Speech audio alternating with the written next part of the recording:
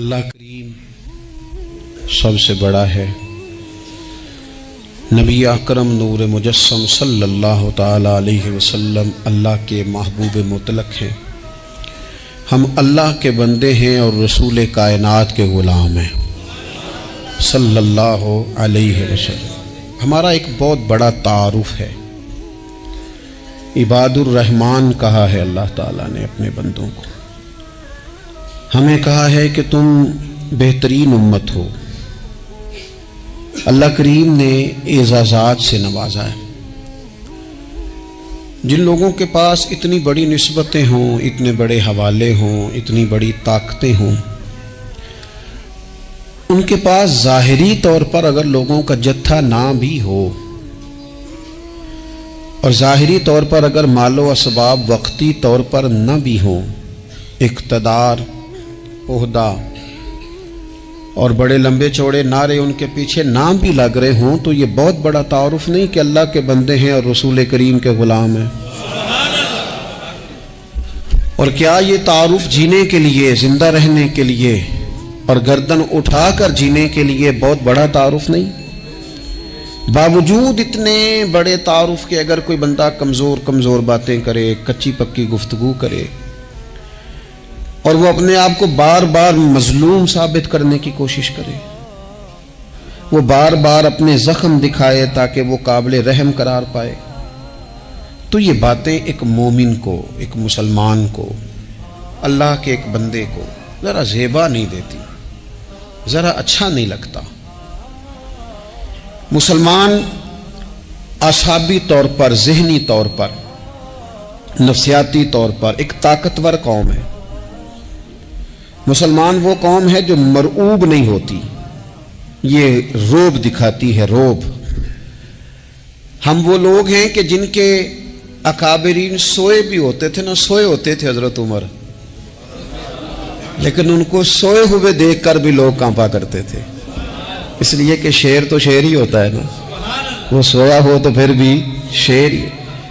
تو میں کچھ عرصے سے اس کمی کو بڑی شدت سے محسوس کرتا ہوں کہ لوگ، یعنی کوئی شخص بھی ملتا ہے تو وہ اس لہجے میں بات کرتا ہے کہ اسے مظلوم مان لیا جائے، قابل رحم مان لیا جائے، اس کی مدد کی جائے، اس پر توجہ کی جائے۔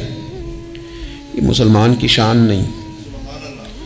آپ سورہ بقرہ پڑھیں گے تو قرآن مجید اصحاب صفہ کی شان بیان کرتا ہے کہ انہیں بڑی حاجت ہے، بڑے ضرورت مند ہیں۔ وہ لوگ تھے جو کئی دنوں تک روٹی نہیں کھاتے تھے، لیکن رب فرماتا ہے کہ میرے محبوب کے مدرسے کے ان طالب علموں کو جو دیکھے گا اسے محسوس ہوگا کہ یہ تو بڑے امیر لوگ ہیں۔ کیوں محسوس ہوگا؟ لا یسألون الناس الحافا، یہ لوگوں سے لپٹ کر سوال نہیں کرتے، کشکول طلب نہیں دراز کرتے، یہ اپنے پردے کو قائم رکھتے ہیں۔ خودداری، عزت نفس، وقار، خودی ہمارے ہاں تیزی سے ان چیزوں کا آج جو ہے وہ یوں محسوس ہوتا جیسے قحط ہو گیا ہے۔ اللہ ماشاءاللہ، آپ کے زخم دکھانے سے کوئی بھی آپ کا زخم نہیں بھرے گا، بلکہ میں نے تو یہ دیکھا ہے اپنی زندگی میں کہ اچھا بھلے تعلقات چل رہے ہوتے ہیں، آپ کو ذرا ضرورت پڑ جائے تو سامنے والا آنکھیں پھیر لیتا ہے، اسی وقت اس کا ماحول اور اس کے حالات خراب ہو جاتے ہیں۔ اس لیے اپنا سارا بھروسہ، اپنی ساری توجہ، اپنی سوچوں کا مکمل مدار صرف اللہ رسول کی ذات کو بنائیں، اور اس انداز میں بنائیں کہ کون دیتا ہے دینے کو تو چاہیے، دینے والا ہے سچا ہمارا نبی۔ اور یہ ذہن بنائیں زندگی میں کہ رب رسول کی بارگاہ سے 2 قطرے بھی مل گئے تو دنیا بھی بن جائے گی، آخرت بھی بن جائے گی۔ اس لیے ادھر ادھر دیکھنا تھوڑا کم کریں۔ اور بالخصوص آج اپیل کروں گا، استاد اپنے شاگردوں کو، پیر اپنے مریدوں کو، باپ اپنی اولاد کو بڑی بڑی باتوں کا سبق پڑھائے، بڑی بڑی باتوں کا۔ اقبال نے شکوہ کیا ہے، اقبال کہنے لگے شکایت ہے مجھے یا رب خدا بندان مکتب سے، یہ جو انہیں کہتے ہیں کہ جناب پڑھ جاؤ گے تو روٹی اچھی ملے گی، یہ انہیں کہتے ہیں پڑھ جاؤ گے تو کار میں بیٹھو گے، پڑھ جاؤ گے تو کوٹھی بنا لو گے، یہ کیا سبق پڑھا رہے ہیں بھلا؟ ان کو تو تم بڑے بڑے باتیں بتاؤ، انہیں کہو پڑھو گے تو دنیا میں حضور کے دین کا انقلاب برپا کرو گے، تم ان کہو کہ تم پڑھو گے تو تم ایک پورا ملک چلاؤ گے، تم انقلاب برپا کرو گے، اٹھ باندھ کمر کیوں ڈرتا ہے، پھر دیکھ خدا کیا کرتا ہے۔ اقبال کہنے لگے یہ تم کیا سبق پڑھا رہے ہو کہ روٹی صحیح مل جائے گی، چندہ اکٹھا کرنے کا طریقہ آ جائے گا؟ کہنے لگے شکایت ہے مجھے یا رب خدا وندان مکتب سے، سبق شاہی ہے اور بچوں کو دے رہے ہیں خاک بازی کا۔ اڑنے والی تعلیم تھی اور یہ انہیں رینگنے کا سبق پڑھا رہے ہیں۔ تگڑی تگڑی باتیں بچوں کو سکھاؤ، تگڑی تگڑی۔ یہ پھر سارے نہ ڈھونڈتے پھریں کہ وہ فلانا جو ہے نا چاچا امیر ہے تو ماموں امیر ہے تو فلانی خالہ باہر ہے تو فلانا ذرا مہربانی، کوئی بھی نہیں مہربانی کرتا۔ مہربانی جب بھی کرتا ہے یا خدا کرتا ہے یا مدینے والے محمد مصطفیٰ کرتے ہیں۔ اپنی توجہات کبھی بچوں کو دیکھیں، حضرت لقمان اپنے بیٹے کو کیا کہتے ہیں؟ کہتے ہیں یا بنی اقم الصلاۃ وامر بالمعروف وانہی عن المنکر۔ حضرت لقمان اپنے بیٹے کو سمجھاتے ہیں، کہتے ہیں اے بیٹا نماز قائم کرنا، لوگوں کو بھلائی کا حکم دینا، برائی سے منع کرنا، وَاصْبِرْ عَلَىٰ مَا أَصَابَكَ، اور جب مصیبت پہنچے تو صبر کرنا، ادھر ادھر رونا دھونا نہ کرنا۔ نماز پڑھنا، بھلائی کا حکم دینا، برائی سے منع کرنا، اور اگر کوئی مصیبت پہنچے تو اس پر صبر کرنا۔ کتنے کام ہو گئے؟ 4۔ ایک نماز پڑھنی ہے، ایک بھلائی کا حکم دینا ہے لوگوں کو، ایک برائی سے، اور اگر کوئی مشکل آئے تو کیا کرنا ہے؟ ان ذالک من عزم الامور۔ فرمایا بیٹا یہ بڑی ہمت والے کام ہیں، ہمت والے کام کرنا، ہمت والے، طاقتیں اپنی قائم رکھنا، کمزور نہ پڑنا، لوگ تمہارے آنسو نہ دیکھیں، کوئی تمہیں تڑپتا نہ دیکھے۔ چھوٹا چھوٹا زخم لے کر لوگ سگنل پہ کھڑے، چھوٹی چھوٹی مجبوریاں لے کر لوگ مانگنے کے لیے دروازوں پر کھڑے ہیں۔ امت مسلمہ کا یہ مزاج نہیں، یہ وقار نہیں، یہ انداز نہیں۔ ہم تو بانٹنے والے لوگ ہیں۔ چلے مشکل آ جاتی ہے، زندگی میں ضروریات پڑ جاتی ہیں، قرضہ صحابہ بھی لے لیا کرتے تھے، لیکن یہ جو لہجے آج ہم نے اختیار کر لیے، کمزور ہو جانا، کچا پڑ جانا، غریبی کا رونا، یہ انداز اہل ایمان کا۔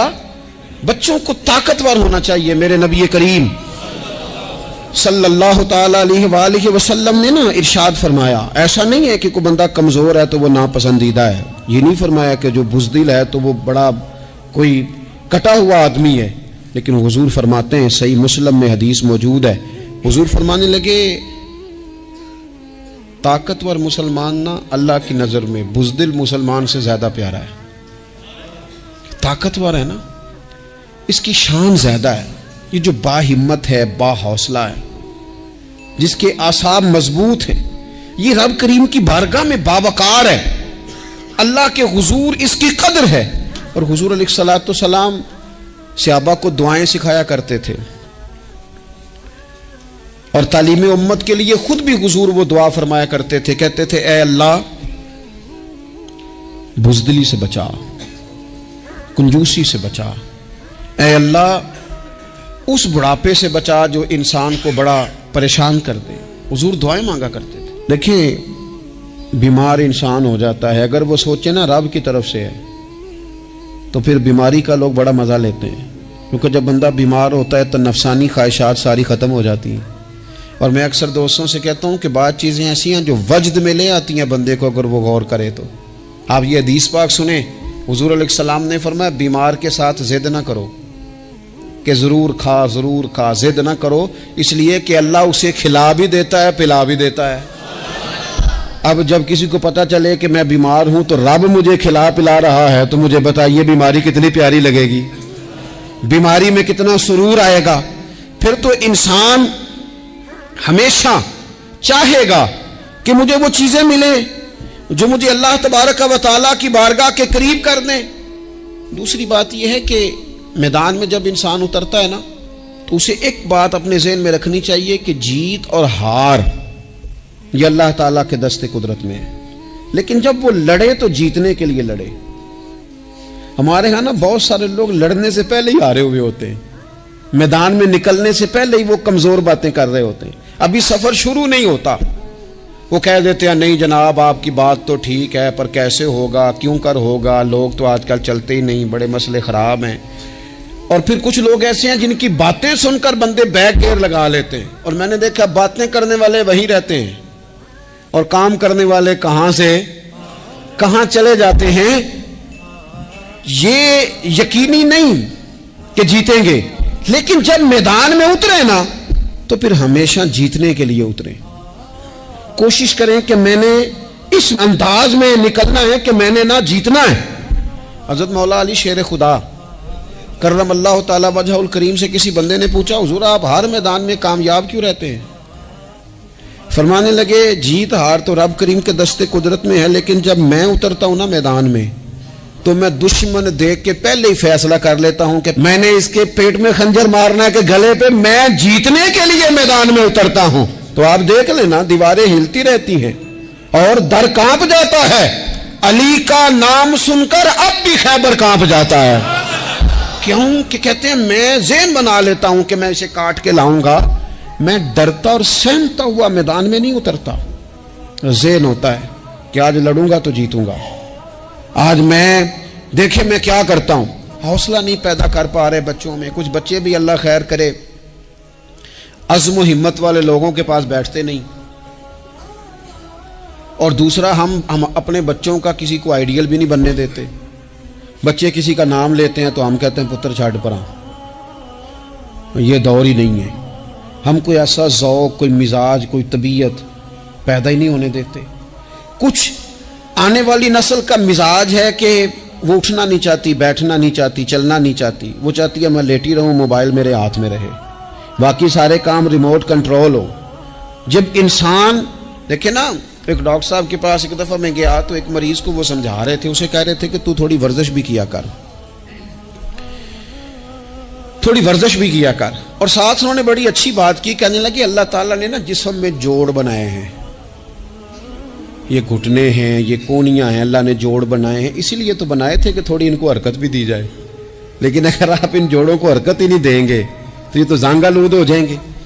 تو کام زندگی میں عزم کے ساتھ، ہمت کے ساتھ، اور سب سے بڑی مضبوطی یہ ہے کہ آپ یہاں سے مضبوط ہوں، آپ اعصابی طور پر مضبوط ہوں۔ یہ جو کمزوری ہے نا، ذہنی کمزوری، میں نہیں پسند کرتا کہ مطلب خواتین بچوں کو اس لیے ڈرائیں کہ بیٹا او ہو بلی آ گئی ہے۔ وہ بلی کیا ہوتی ہے جی؟ لیکن جو خواتین آج بھی بچوں کو بلی سے ڈرائیں گی، اچھا اس کو ڈرا بلی سے رہی ہوتی ہیں اور ساتھ کہہ رہی ہوتی ہیں ماما کا شیر، جی آپ کا شیر بلی سے ڈرتا ہے، یہ اماں کا شیر بلی سے ڈر رہا ہے، آپ نے اس سے بلی سے ڈرا دیا اور نام شیر رکھ دیا ہے۔ یہ کیسا شیر ہے کہ جو بلی آتی ہے تو بھاگ جاتا ہے؟ یہ ماحول مطلب متضاد ہے۔ یہ کاکروچ دیکھ کر چیخیں مارنا نا، یہ برگر فیملی ہونے کی علامت ہے۔ چھپکلی دیکھ کر نا چیخیں مارنا، یہ امیر گھروں کی علامت ہے، پڑھے لکھے لوگوں کی علامت۔ یہ کیا مذاق ہے؟ جو قوم چھپکلی سے ڈرتی ہے، کاکروچ سے ڈرتی ہے، اور جو لوگ کہتے ہیں ہو یہ جناب یہ تو اندر میرے وہ آ گیا ٹوکا تو یہ کھا جائے گا، تو یہ قوم انقلاب برپا کرے گی، یہ میدانوں میں نکلے گی۔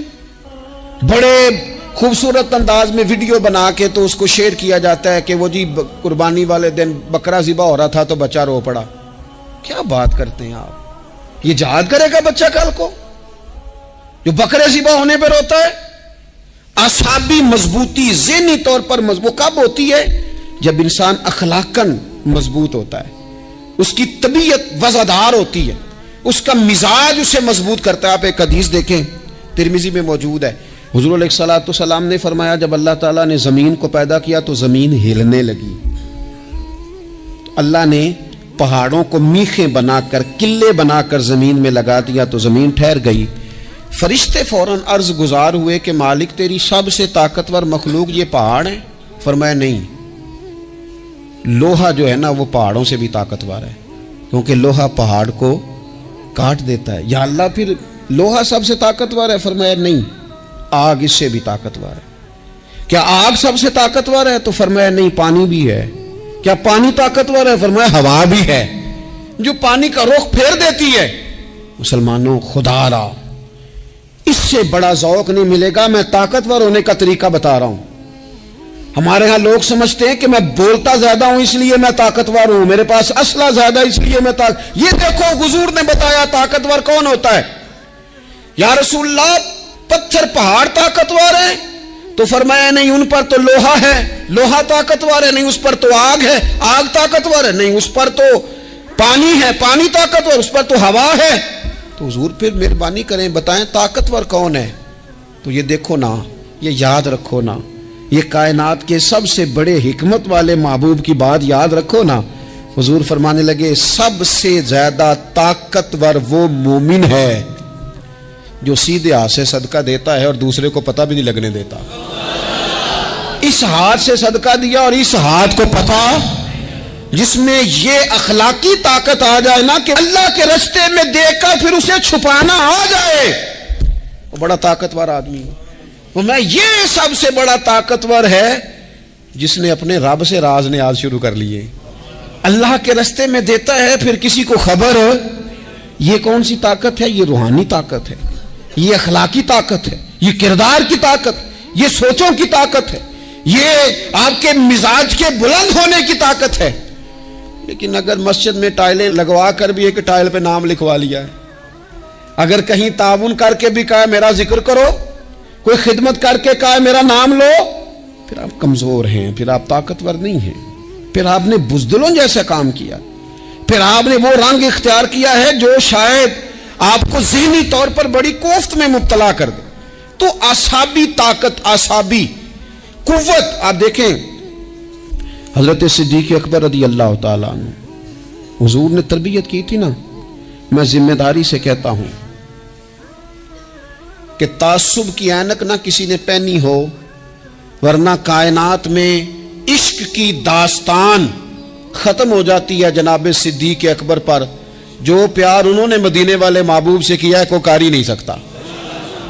اور ہر وقت کی جدائی، ہر وقت کی، یعنی بیٹھے بیٹھے نا حضور کے وصال کے بعد بیٹھے بیٹھے حضرت صدیق اکبر اٹھ کے نا تو ایک رستے پہ چلنا شروع ہو گئے۔ کسی نے پوچھا ابو بکر کہاں جا رہے ہو؟ کہنے لگے یار ایک دن نا محبوب 2-3 دن کے لیے کہیں گئے تھے، اس رستے واپس آئے تھے، جنہاں دے دل بر جانی وچھڑن کون روے پھر تھوڑا، اے سب روگاں دا روگ محمد جس دا نام وچھوڑا۔ پریشان ہوں تو دل کر رہا ہے پتہ نہیں یہاں سے آ نہ جائیں۔ اتنا زیادہ محبوب کی غلامی اور نبی پاک کی محبت کا ذوق، لیکن اعصابی طور پر مضبوط کتنے تھے؟ حضور کے وصال کے بعد جس بندے نے اپنے پروں کے نیچے پوری امت کو سنبھال لیا ہے نا، اس کا نام بھی ابو بکر صدیق ہی ہے۔ ایسے ایسے سنبھال لیا، سب سنبھال، دکھ سب سے زیادہ لیکن سنبھالا۔ کوئی زکوٰۃ کا منکر پیدا ہو رہا ہے، کوئی ختم نبوت پہ حملہ کر رہا ہے، کوئی کچھ ہو رہا ہے، کوئی کچھ ہو رہا ہے، ابو بکر صدیق نے فرمایا سارے لشکر روانہ کرو، جہاں جہاں حضور نے فرمایا تھا جہاد کرو، فرمایا جو ایک رسی بھی زکوٰۃ کی نہیں دے گا وصول کریں گے۔ لوگوں نے کہا حضور حالات بڑے اور طرح کے ہیں، کیسے کام چلے گا؟ حضرت عمر جیسے دلیر بندے بھی کہنے لگے جناب یہ نظام کیسے چلے گا؟ تو ابو بکر صدیق فرمانے لگے عمر تجھے تیری ماں روئے، تو بڑے مضبوط مزاج کا تھا، یہ مجھے کیا پیغام دے رہا ہے؟ فرمایا عمر یاد رکھ اگر میں مدینہ منورہ میں اکیلا بھی رہ گیا اور جنگل کے درندے میرا آ کے گوشت بھی نوچ کے لے گئے تو پھر بھی میں ان اصولوں پر کھڑا رہوں گا جن اصولوں پر مدینے والے رسول نے مجھے کھڑا کیا ہے۔ ذرا گنجائش نہیں، ہم یہاں سے مضبوط لوگ ہیں، یہاں سے ذہنی بلندی، ذہنی پختگی، یہ حسن ہے زندگی کا۔ یہ کیا بات ہوئی؟ پرسوں فیصلہ کوئی اور تھا، سویرے پروگرام کوئی اور بن گیا، کل فلانے کا مرید تھا آج مجھے فیض نہیں ملا ادھر جا رہا ہوں، پرسوں فلانے کو استاد بنا بیٹھا تھا آج میرا پروگرام بدل گیا ہے، کل میری سوچیں اور تھیں آج میری سوچیں اور ہیں۔ جو قوم ساری زندگی تعین ہی نہ کرے وہ کام کیسے کرے گی؟ جو رستے کا آغاز ہی نہ کرے وہ منزل پر کیسے پہنچے گی؟ تو کمزور باتوں سے نکلیں، بزدلانہ سوچوں سے باہر آئیں، طے کریں زندگی میں یہ کچھ ہم نے کرنا ہے۔ میں نے کہا ہے نکلیں میدان میں جیتنے کے لیے، پھر رب کی مرضی ہے، پھر اللہ کی مرضی ہے۔ ساری زندگی صحابہ پر قرض رہا، قرضے بھی رہے، خدمتیں بھی ہوتی رہی، جہاد بھی ہوتے رہے، ڈیوٹیاں بھی ہوتی رہیں, سارے کام ہی ہوتے رہے. ہمارا یہ مزاج ہے, ایک دو کھا گیا ہے ساری خوشیاں ہی گئیں, بس سارا کچھ ختم کر بیٹھتے ہیں. تو تھوڑی سی نا مضبوط دیکھیں. اچھا یہ حضرت ابو بکر کا حال ہے, تو جناب عمر کی کیفیت کیا ہے؟ کلمہ پڑھتے ہی حضرت عمر نے فرمایا یا رسول اللہ, جب آپ سچے, قرآن سچا, اسلام سچا, تو چھپ کے نماز پڑھنے کا کیا مطلب ہے؟ فرمایا ابھی تعداد ہی کوئی نہیں, 40 تو مسلمان ہیں. عرض کی حضور مہربانی کریں نا, آپ صرف اجازت دیں. 20 لوگوں کی صفیں بنا دی گئیں. ایک صف کے آگے حضرت عمر ہیں, ایک صف کے آگے حضرت امیر حمزہ ہیں. جناب عمر کہنے لگے چونکہ آپ اللہ کے رسول ہیں تو لہذا نماز بھی آج اللہ کے گھر میں پڑھی جائے گی. تو حضرت عمر بیت اللہ شریف کے بیچ کھڑے ہو کے نعرہ لگاتے ہیں, فرماتے ہیں میں عمر ہوں, تم مجھے بھی جانتے ہو, میرے باپ کو بھی جانتے ہو, تم میرا قبیلہ بھی جانتے ہو, میں نے پڑھ لیا ہے محبوب کا کلمہ. اب جس نے بچے یتیم کرانے ہو اور اپنی بیوی بیوہ کرانی ہو وہ آئے اور مجھے روکے. یہ محبوب اللہ کے ہیں اور گھر بھی اللہ کا ہے, تو نماز بھی آج اللہ کے گھر میں پڑھی جائے گی. جب تک انسان یہاں سے طاقتور نہیں ہوتا. پھر بات آئی سیدنا عثمان غنی کی. میں پہلا وہاں اونا رنداں تو جنہیں کھلی بغاوت کی تھی, ہے پورا قبیلہ اور طرف ہے. عثمان تیرے گھر میں مال ہے, دولت ہے, وزاداری ہے, لوگ سارے کیا کریں گے؟ والد مخالف, چچا مخالف. حضرت عثمان غنی جیسے آدمی کو پکڑ کے باندھ دیا گیا گھر میں. پر عثمان غنی کہنے لگے میں ان بزدلوں میں سے نہیں ہوں جو محبت بھی کریں اور اظہار بھی نہ کر سکیں, جو دعویٰ بھی کریں اور پھر ان کے اندر طاقت اظہار بھی نہ ہو. فرمایا تم جتنا باندھ سکتے ہو باندھ لو, تم اپنی دولتیں, حکومتیں اور اپنا جاہو جلال سنبھال کے رکھو, ہم نے تو غلامی کا فیصلہ کر لیا ہے. اور پھر کی غلامی انہوں نے. اور جہاں تک بات ہے شیر خدا حضرت علی المرتضیٰ کی, حضرت علی المرتضیٰ شیر خدا کا تو یہ حال تھا کہ ساری زندگی میدان میں رہے. ایک دن حضور نے صرف فرمایا کہ آج آپ کو نہیں لے کے جانا, آپ تھوڑا نا میرے نائب بن کر, حضور کسی نہ کسی کو نائب بنا کے مدینے میں چھوڑ کے جائے. ایک دن صرف کہا نہیں لے کے جانا. تو حضرت مولا علی رونے لگے, کہنے لگے حضور میں بچوں کے بیچ رہوں, عورتوں کے بیچ رہوں, میری تلوار کو زنگ لگ جائے گا. حضور مجھے تو گھوڑے پہ بیٹھنا پسند ہے. اچھا میں آپ کو ایک اور بات بھی عرض کروں, پہلے بھی میں نے کہا تھا پھر کہتا ہوں, کچھ لوگ پڑھے لکھے ہوتے ہیں بہادر نہیں ہوتے. حضرت علی کے علم کا بھی کمال عروج پہ اور بہادری بھی پورے عروج پہ. زندگی نا بہادر لوگوں کی ہوتی ہے.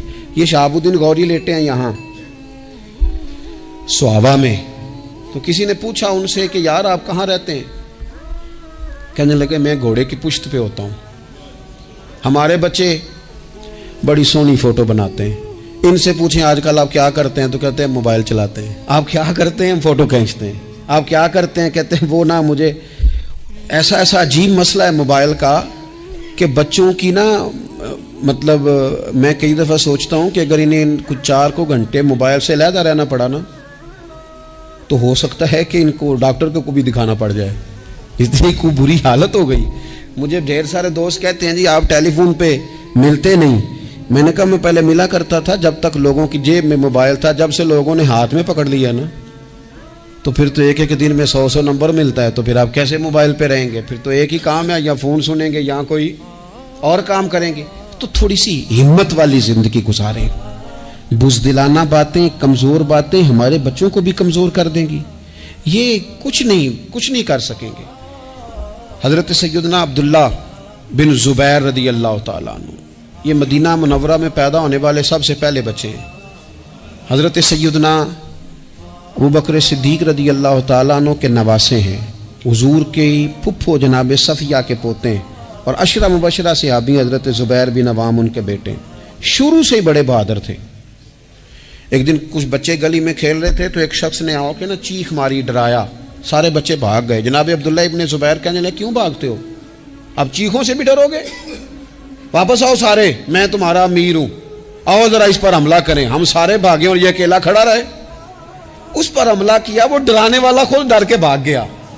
تھوڑا سا نا مزاج, ذہن, طبیعت دیکھیں نا, بدتمیزی اور چیز کا نام ہے لیکن گفتگو کا مضبوط ہونا یہ اور چیز کا نام ہے. بچوں کو جب پوری طرح یہاں تو ہم ان کو اس قدر زیادہ کمروں میں بند رکھتے ہیں کہ جب وہ نکلتے ہیں باغی ہو جاتے ہیں. یہاں پھر یہ ہوتا ہے کہ ان کے اندر جو صلاحیتیں ہوتی ہیں وہ پوری طرح دب جاتی ہیں. وہ جو کیفیات ہوتی ہیں جو ایک مردانہ وصف میں ہونی چاہیے ان کے اندر موجود نہیں ہوتی. اقبال کہتے ہیں آئین جواں مرداں حق گوئی و بے باکی، اللہ کے شیروں کو آتی نہیں روباہی. اور یہ جو سہمے دوست ہیں نا بالخصوص غریب طبقے سے، ان سے میں عرض کروں گا کبھی کسی کی گاڑی دیکھ کر مرعوب نہیں ہونا، کبھی کسی کے مہنگے کپڑوں کے روب میں نہیں آنا، کبھی نہیں. حالات کے سہمے ہوئے لوگوں کو بتا دو حالات بدل جاتے ہیں، ایک جیسے نہیں رہتے. کبھی کمزور نہ پڑیں اور جگہ جگہ اپنے دکھ بھی نہ بتائیں، جگہ جگہ اپنے دکھ نہ بتائیں. ہمت کریں.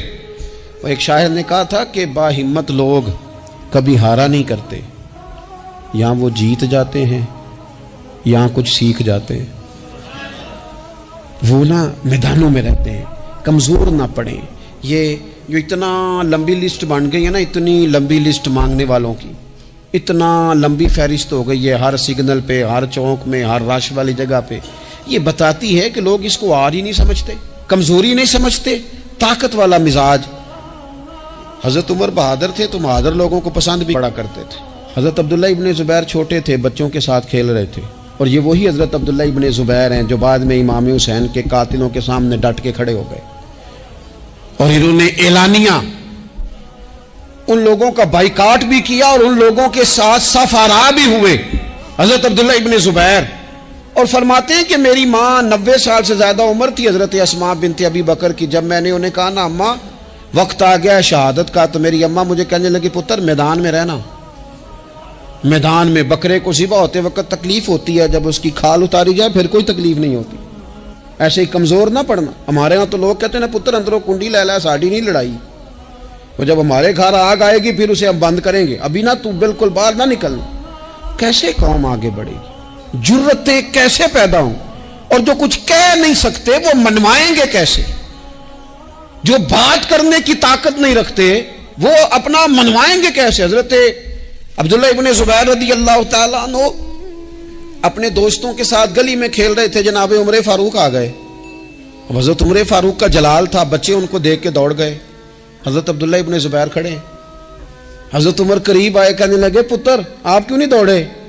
حضرت عبداللہ ابن زبیر چھوٹے سے ہیں، کہنے لگے جی کیوں میں دوڑتا، میں نے کوئی جرم کیا ہے؟ تو میں نے غلطی کی ہے، بھلا کیوں دوڑوں؟ آرام سے کھیل رہے ہیں اور نہ ہم نے کوئی رستہ بند کیا، جگہ ہے آپ نے گزرنا تو گزر جائیں. چاہیے تھا نا حضرت عمر ناراض ہوتے، پر جناب عمر نے ماتھا چوم لیا. کہنے لگے کیا بات ہے بیٹا، ان چیزوں پر ذرا قائم رہنا. کہنے لگے جرم کیے، کیا مطلب ہے اس بات کا کہ فلانا ہے تو دوڑ جائے؟ کیوں دوڑیں جی؟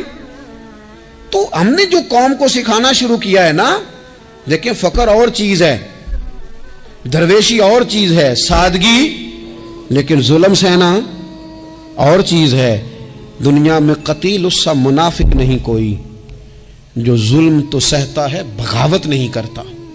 اپنی زندگی میں عزم کو، ہمت کو، نظریے کو بلند کریں، مظلومانہ مزاج نہ پیدا کریں، بلا وجہ دکھ سنا کے اپنے آپ کو کمزور نہ کریں. یاد رکھیں اگر ہم اپنے دکھ کسی کو سنا رہے ہیں اور اپنے آپ کو بڑا غریب ثابت کر رہے ہیں تو ایسا نہ ہو کہ ہمارے بچے اس کا برا اثر لے جائیں. خودداری سے جینا سکھائیں، عزت نفس سکھائیں. ہر وقت گھر کے اندر، کلاس کے اندر، اپنے دوستوں کی جمعیت کے اندر کمزور باتیں نہ کریں، رو دھو کے وقت نہ گزاریں. رونے سے بھی رات گزر جاتی ہے، ہنسنے سے بھی رات گزر جاتی ہے، ناشکری سے بھی دن بیت جاتا ہے اور شکر سے بھی. لیکن بس بات اتنی ہے کہ شکر والوں کا ذرا صحیح بیت جاتا ہے، ہنسنے والوں کا ذرا صحیح بیت جاتا ہے. زندگی میں عزم کے ساتھ، ہمت کے ساتھ لوگ جس حال میں مرنے کی دعا کرتے ہیں، معاذ اللہ، لوگ جس حال میں مرنے کی دعا کرتے ہیں ہم نے اس حال میں جینے کی قسم کھائی ہے. اللہ تعالی ہمیں سمجھنے کی توفیق عطا کرے. آخر دعوانا ان الحمدللہ رب العالمین.